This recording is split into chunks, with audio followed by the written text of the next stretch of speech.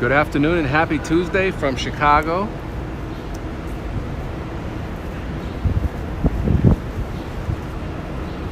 Right now we are in the Loop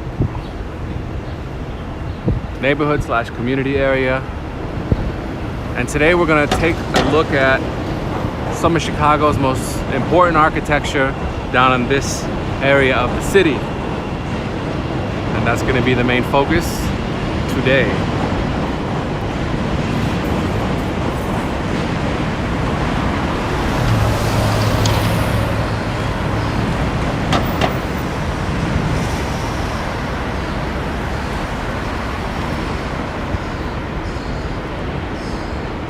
What up, Jalen?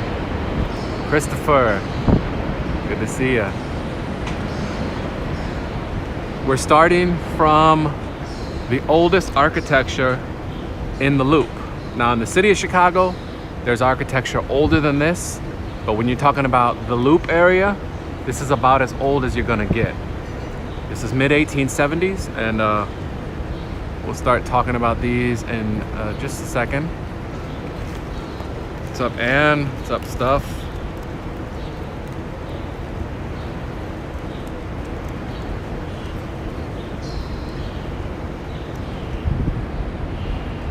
So today we're going to see a variety of architecture from the oldest to the newest. And even today, there are new buildings going up all around the city. Nothing has slowed down in terms of construction and development in Chicago. What's up, Brian, Yolanda, and Sarah? Good to see all of you. Willie, what's up? See the L train passing by? That's the pink line coming from 54th and Cermak. Low-key Luxurious is in the building. Way off in the distance is a bit blown out, but there's the Merchandise Mart, which we'll see later as well. And we're doing a tour today. Like I mentioned last week, I'm working on a bunch of films and videos right now, but I've just been so busy filming and writing and planning that I haven't actually finished one. I should have a brand new video on my channel tomorrow morning. What's up, Victor?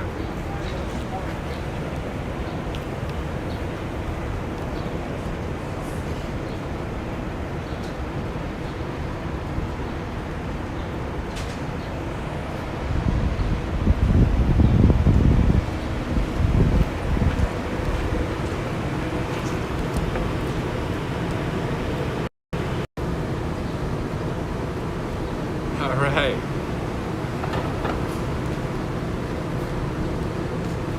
What is good, YouTube? It's Louis Gusto. Welcome back to my channel and welcome to another live Chicago walking tour. Today we're focusing on the architecture of the Loop, which is part of downtown Chicago. So we're gonna start from the oldest architecture to the newest. All around this area, we'll talk about the various styles, the eras, the architects, everything that contributed to the look and feel of the downtown area. We'll also talk a little bit about urban planning and design and things like that. So let's keep the discussion focused on architecture and urbanism today. Now, before we get started, you already know what to do. Go ahead and finesse that like button, subscribe if you are new to the channel.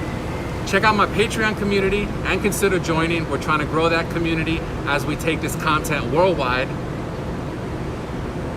Now, if you're interested in one of my private walking tours, which can focus on architecture, food, street art, whatever you want, check out the first link in description. Hurry, because those are booking fast for the summer. So if you're thinking about visiting the city of Chicago and you would like a private walking tour led by yours truly, check it out.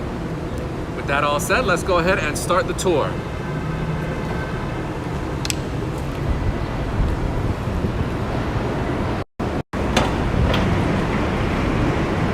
What's going on, Dave? Mighty Penguins up here.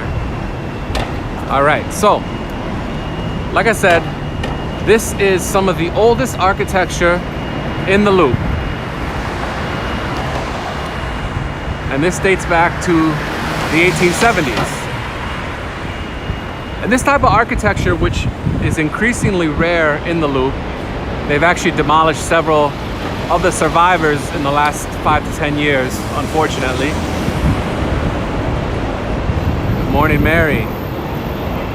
So this is going to give you a view of what Chicago looked like in the mid-1800s. I did an entire video focusing on these buildings. It's this collection, which is the Franklin Lake Group. These are Chicago landmarks. And this was how buildings look. Now, if you just Google anything related to Chicago 1860s, 1870s architecture, you're gonna see a lot of stuff that look like this. That doesn't mean that every building looked like this. There were some standouts. There were buildings with mansard roofs, Second Empire buildings, neoclassical, things like that. But this by far was the most popular architecture of its day. This is Italianate architecture. You can see typically these buildings are anywhere from 3 to 5 stories. They have a symmetrical design with a flat roof, sometimes a cornice. On the right you'll see a cornice, and on the left you'll see where there once was a cornice. This is a form of Victorian architecture, which is an umbrella term used to describe the type of architecture that was popular in England and the United States during the reign of Queen Victoria. That includes Italianate, Second Empire, Queen Anne, styles like that. Now, the architects that designed these buildings, they're not really well known.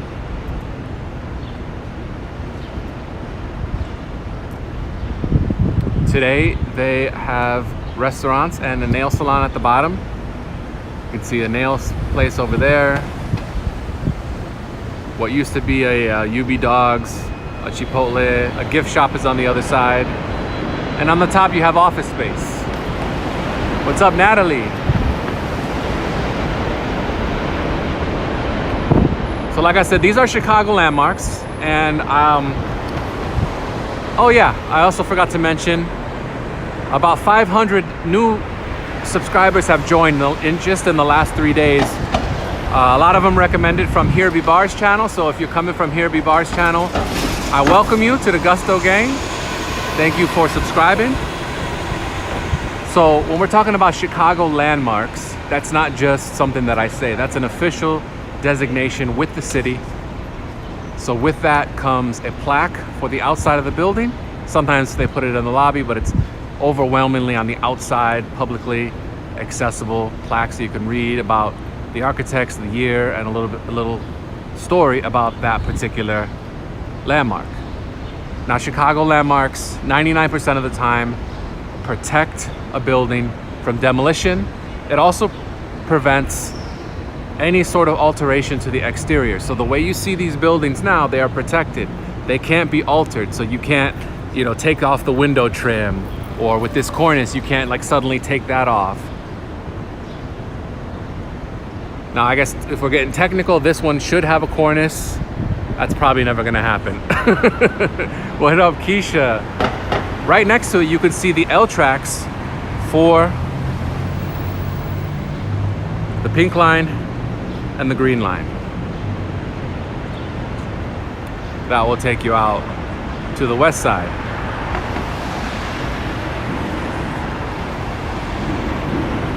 So there you go, Italianate architecture from the 1870s. What Chicago looked like pre and post fire. Mighty Penguin asks, or says, I wonder if the walls on the inside are exposed brick as well. Yeah, most likely.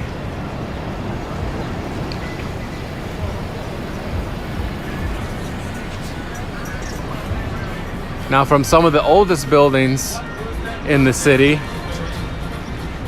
and in the Loop, you have one of the newest ones over in this area, which is the CNA Tower. And this was just recently completed, I believe in 2019. right here at the intersection of Franklin and Randolph, and we'll take a look.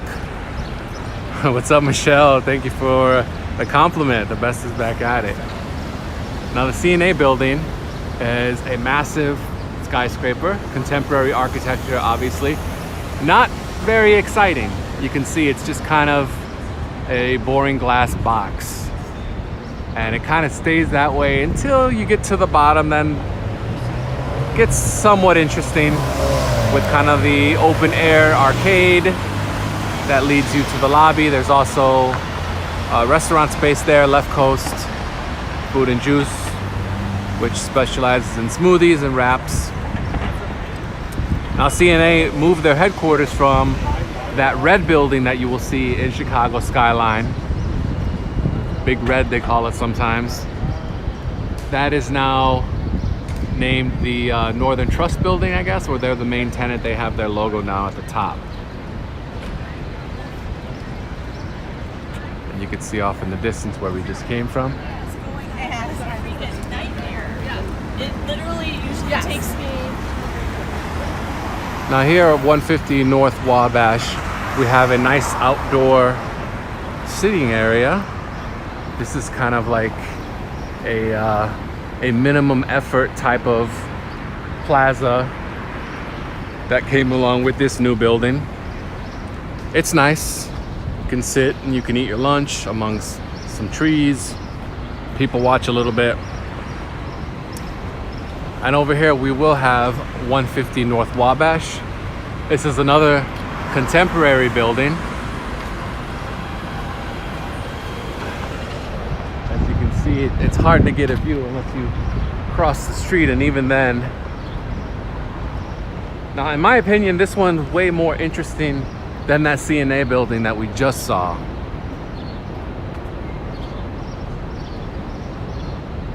So you can see there's some architectural detail on the outside.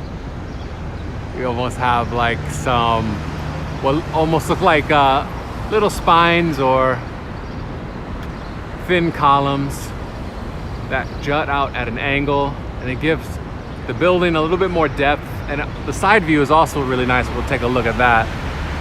But this has a similar kind of open air arcade. It's undergoing some renovation. What's up, John Luke? You were here on a 2017 trip. That's cool. Greetings from Poland. I was reading about Kosciuszko, who's a Polish war hero who's celebrated here in Chicago. I was by one of his statues yesterday, actually. All right, so we'll go ahead and cross here. So this is actually 150 North Wacker. The one we were talking about is 155. It's easy to confuse the two because it has such a boring name. It just goes by the address. So over here we can see the side profile of 155 North Wacker, and in my opinion, this is one of the nicest looking contemporary buildings that we have here in the city. It's in a great location, very close to the river. And a fun fact, I actually used to work in this building, so I've seen the inside plenty of times. It has different sets of elevators that will take you to different sets of floors. There's a gym on the inside, a restaurant at the bottom, actually a couple of restaurants. The views are okay. Not the best views out of this building, to be honest. As you can see how it has different colored glass, and then as you approach the ground level, you have a nice 3-foot tall arcade / lobby. Now, sticking with contemporary buildings, here at 110 North Wacker, this is the new Bank of America building. So we've previously seen the Field building, which was the Bank of America building for a long time. However, as of 2021, that is no longer the case.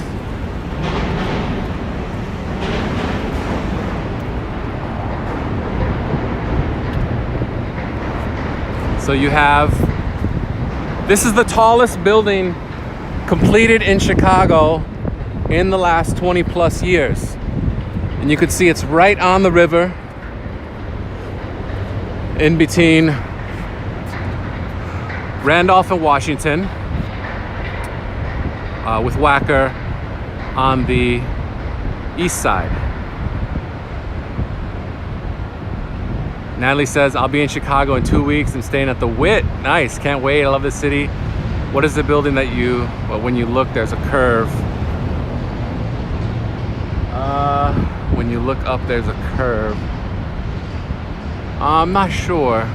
Maybe we'll see it in a little bit here. All right, so here, like I said, here is the new Bank of America building, 110 North Wacker. This has the largest rooftop terrace for tenants in the entire city.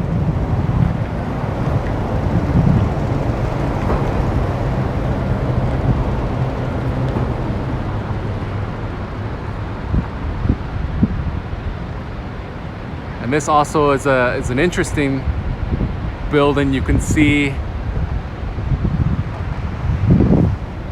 the various layers. And as you head down again, you have a very tall outdoor arcade. And this is like part Riverwalk. There's some seating, although it is one level up from typically what you have as the Riverwalk, which you can see here. That's more at water level. This one is so big that they had to build up. This is facing south, and we are on the south branch of the Chicago River.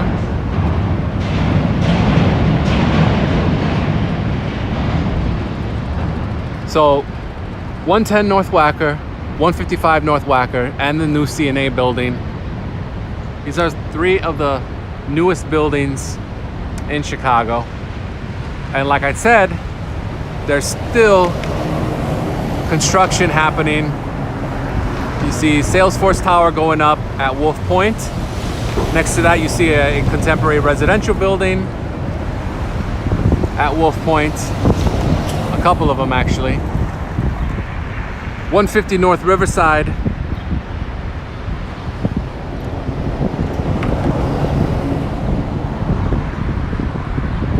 Now, Bill, you must be brand new to the channel. I definitely show way more than downtown.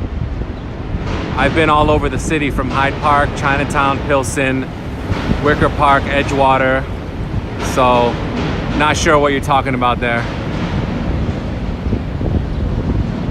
I have a full archive of all my walking tours.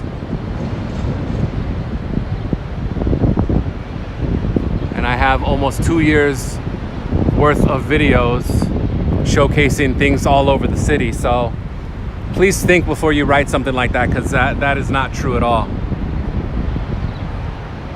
So you see 150 North Riverside comes down to a point, almost like a stake being driven into the ground. This isn't some whimsical, arbitrary decision. The reason it's designed like that is because it's built right above train tracks. Because all along this point in the river, all along this side, you have train tracks. You can't see them because you have buildings constructed over, and that's what we call air rights. So these railroad companies sold air rights above their buildings, which allowed for these skyscrapers to be built in this area. What's up, JT? Surf Sink in Little Italy. Ella, Jennifer, Helen came from Here Bar. Thank you. You can see in the background another Pink Line train coming through.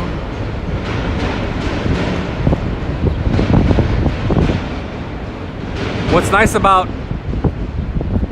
this building over here is that it has some local restaurants at the bottom. like brown bag seafood and small cheval. That's actually the first time I tried a small cheval. I had the Old Town one after that. What's up, Ira? Cheesiest Locket, Jinky.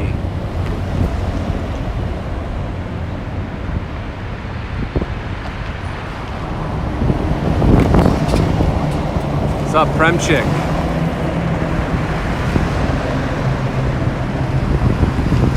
Now the interesting thing about this building as well is that because the foundation is so much skinnier than the rest of the building, you have huge water tanks at the top that when the wind blows really hard, the water sloshes to the other side and it helps to minimize swaying of the building. That's a big thing when you're talking about skyscrapers, is designing for strong winds. What up, Joseph?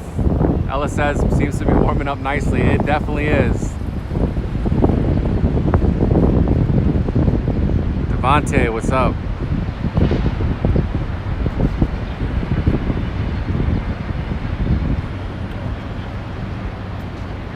Right on the other side, we have the Boeing building. So obviously, headquarters of Boeing, right at 100 North Riverside, which these addresses are funny to me because there's no such street as Riverside. This is one of the only places in the city where you're gonna have an address that doesn't correspond to the actual street that the building is on. So yes, technically we are Riverside, but there's no such thing as Riverside Street or Boulevard or whatever. Natalie was talking about the Vista Tower, which is actually the St. Regis now. Yes, and it's a set of 3 towers. Says there's a lot of buildings in Chicago that curve. Brandon, yes, I've been to Chinatown several times. I've been to South Loop, Hyde Park. Just check the archives.